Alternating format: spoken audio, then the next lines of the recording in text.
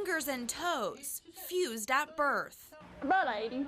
It's a lot of surgeries, yes. 40 years and dozens of surgeries later, Penny Dalton's hands and feet are separated. I'm blind on my right eye. But physical challenges remain. It affects hearing loss, and so it can affect other parts too, but like my hip bones are not fused together. I have to have hip replacement. Dalton has Apert syndrome. Her skull, like that of everyone else with the syndrome, closed together too soon. It did not allow for normal growth. Her face looks like it's sunken in. Kids will make fun of me, but I had friends that I went to school with, and they're still my friends today, and they took up for me. It's through the help of those friends that Penny has overcome many challenges in life. One big challenge remains. I'm trying to find somebody in the Golden Triangle, anybody that might have Apert syndrome, to get in contact with them and talk about it. And have a support group. And have a support group. And support for a syndrome that still mystifies many people. I just want to encourage the parents to talk about it, and especially little kids. Encouraging others to talk about it, as she has for many years. A woman speaking out, hoping others will see not the differences on the outside, but the similarities within. They do stare at me, but I just say, that's a different God. God made me this way. Inviter Lindsay Kovacevic, KFDM 6 News. This gentleman that wrecked here, he veered into my lane, and I thought he was going to correct. The driver skidded before his truck overturned on Interstate 10 East near the MLK exit. The wind caught him, and I seen it start tipping over, so I backed off. Thomas Grounds was driving this white car. He saw the entire scene unfold. If I would have put on my brakes, I'd have been crushed. Once he parked his car, Grounds and several other people rushed over to help the driver. We helped pull the driver out. He said his leg was hurting, his head was hurting, and he was bleeding out of his mouth. Paramedics took the driver to a hospital. Police say his injuries are minor. The driver was carrying a flammable liquid that can cause breathing problems. Very toxic. Probably 20 gallons is spilled. It's been contained by the hazmat team. Police blocked off traffic and kept everyone 150 feet from the accident. First responders allowed the vehicles who were behind the traffic accident to turn around and go the opposite direction so they could find an alternate route of travel. They were closed, but as you can see, we've rerouted them and evacuated the area 150 feet for caution. Lucky to be alive right now. The first thing I did was call my wife and let her know. A phone call to his family after he took a few minutes to help save another driver. In Beaumont, Ashley Gaston, KFDM 6 News. They're moving pieces of metal, tearing out brick walls, spraying water everywhere they see flames. My phone was ringing, said the house was to the ground and burned down. Firefighters say it took only about 10 minutes for the fire to destroy Todd Dugas' home. But I never lost anything like this. While firefighters worked on the hot spots, Dugas could only watch, unable to help. Here, this is it. It's lost. And we just moved here. Everything we have is in it. We lost everything, so. Furniture, heirlooms, tools they need each day, buried under bricks and concrete blocks, beneath what's left of the Dugas' first home. The couple bought the two-story house about a month ago and were giving it a facelift. But now, after the fire, all that's left is soot, pieces of metal, and tin. Small pieces of the couple's dream. Tough to look at, but they can't turn away, knowing their hard work and desire to remodel a home for their future vanished in no more than 10 minutes. In Bridge City, Ashley Gaston, KFDM 6 News. It looked like a scene out of a movie. That's how attorney Hal Lane described the aftermath of the shootings. His office is down the street from the courthouse.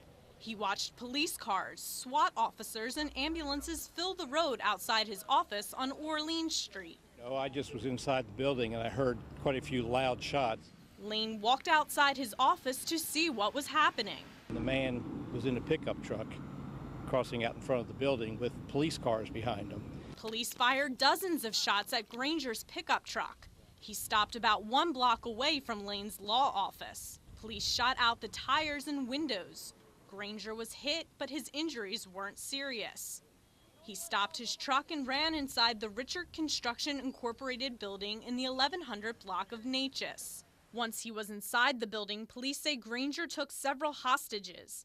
And he realized that they were serious wounds, so he was agitated, and I think he was more concerned about getting medical help than anything than hurting the hostages. Investigators say he finally handed over his weapon and officers took him into custody. What remains is a crime scene that stretches several blocks, one that officers will be investigating well into the night. That this was an extensive crime scene. This is one of the worst situations officers can be confronted with. My mom called me and said that the house was on fire. Sharonda Guillory said this is not how she wants to remember her grandmother's house in the 4100 block of Pine Street. I probably had just come in from eating watermelon or something outside in the bag. Those memories went up in flames Sunday at about midnight. I believe that God does things for a reason, and even through the tragedy, He gave us little pieces. Guillory doesn't want to be on camera. She says the front living room is one of those salvage pieces. In her family, it was better known as the clubhouse. They had a pull-out sofa. Even though they had a room in the back, we always wanted to sleep in the front on the pull-out sofa. Me and my brother, sister, move over, get over, you know, that kind of stuff. I love this picture. I don't know why, but I do. Guillory's grandmother, Velma, died about 4 months ago. She says the singed wood and broken glass reopen the wounds, but also takes her back to days with her grandparents. I could hear my grandfather saying, "Oh, Velma, leave them alone. They all right. They're just kids." With nothing but black charred walls left, walking into this room, you wouldn't even be able to tell it's a kitchen. A kitchen Sharonda says is filled with a history of savory memories that will last a lifetime. I learned how to cook in this house with my grandmother. She taught me everything I know about the kitchen, you know, and I passed it on to my daughter. What did survive the fire? A collage of pictures of Guillory's childhood. This was one of the many fishing trips after we come back, before you get them in the house and take them in and cook them up. God hears us all the time, and I think that's why these pictures were saved. Pictures, a flag, and a Bible. Tokens of the past Guillory says she can hold on to, even though the house is gone. More than 100 Red Cross volunteers from Texas and other states are staging at a church in Orange, preparing to travel to the storm zone when conditions become safer. Today they began unloading equipment at the North Orange Baptist Church off of 16th Street. KFDM anchor Ashley Gaston joins us live from Orange with details. Ashley? About 140 volunteers will be sleeping in this room, Kelly. They've left their families and their warm beds behind to sleep on a cot and provide comfort to those they've never met before.